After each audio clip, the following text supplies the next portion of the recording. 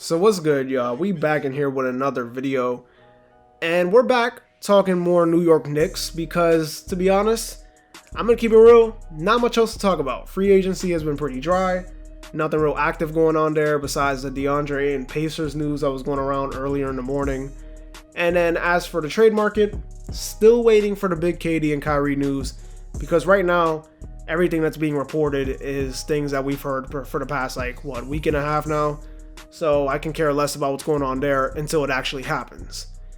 So if you got anything that you want me to talk about, just feel free, put it in the comments. I will gladly take it, read it, and, make a video on it. So nonetheless, let's get right into the main topic of this video. And that is, what will the New York Knicks decide to do with Julius Randle heading into next season? Because obviously, if you've been keeping up with Knicks basketball, or to be honest, if you've been watching this channel for the past 5 months, you would know that we talk a lot about Julius Randle on here. Especially this season. It felt like every single day, even though it wasn't. Just felt like it was. Because he had arguably, if you want to say, his worst season in his NBA career. And he just could not deal with the high expectations that came from his previous career year performance. Got basically bullied by the New York media and the New York crowd all season long for the things that he was doing. He put up horrendous shooting numbers, shot 41% from the field, which was nearly, you could say, a 5% decrease from his 45.6% shooting from his most improved player campaign back in 2021.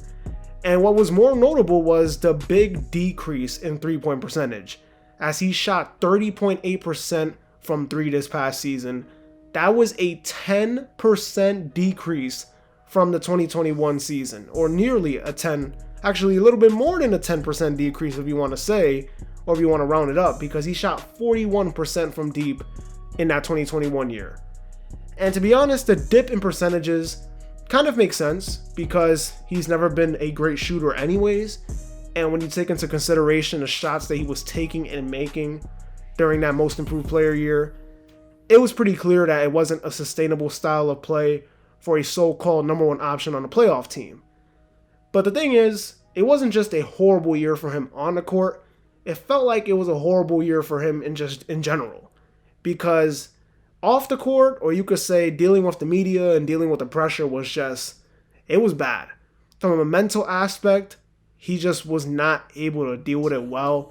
The drama that kept occurring during this stressful season for the Knicks was getting wild, and it felt like by the week there was always something new. Whether there was times where he just wouldn't celebrate teammates' success, he was in the back of the bench sulking, or the lack of effort on the court, especially on the defensive end, it was almost laughable to watch. He would also not attend post-game press conferences when the team would lose and he would play horrible, but he would show up when he played well and the team won. And it just looks bad because it's not like he did it once or twice. This man did this at least more than 5 times during the season. And by him doing things like this, he went from New York hero in 2021 back to being the guy everyone wants gone, just like it was after his first season in New York back in the 2019-2020 season. Now, here's what gets tricky in the whole Julius Randle situation. And that is the fact that A, his value is extremely low right now, and you won't get much for him. So it's likely that New York will probably hold on to him for at least the first half of the season to see if he can bump that trade value back up by raising his play. But the only issue I have is this team still has Obi Toppin backing him up. And right now, a lot of fans, including myself, would rather see Toppin finally get that starting nod on this young team, considering the progress that he made last season. And it's going to get very awkward for those two, as I don't really know what happens for Obi Toppin or with Obi Toppin, especially in the minutes department heading into next season, especially with Tibbs being the guy pulling the strings at this moment. So anyways, this will probably be one of the more interesting storylines heading into next season, especially if you're a Knicks fan. There's the question now, will Julius Randle last the whole season as a Knick? Or will he eventually end up being traded at some point? And is the team just waiting for that value to raise back up? Because it was so bad that if you try to trade him right now, you would probably have to attach a pick with him to get him off the team. That's how bad it was. And if you think about his 2021 trade value, you would have got so much for him during that time. And to think about it, the 4th seed year kind of hurts because now we're stuck with him and you can't really trade him until, like I said already twice, that he needs to raise his value back up. But you know what?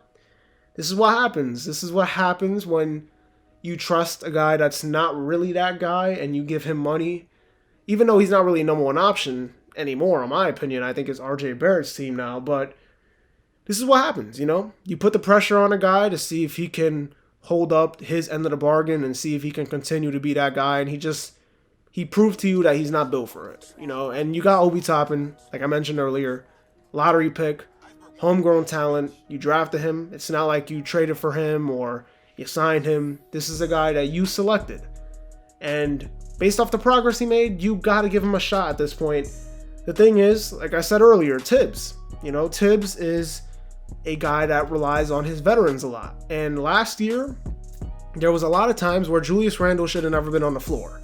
And Obi Toppin should have been getting those minutes. But he falls back into this situation where he relies on these vets no matter what the stat sheet looks like because he's comfortable that they can get out of certain situations. And he'll go back to the guy.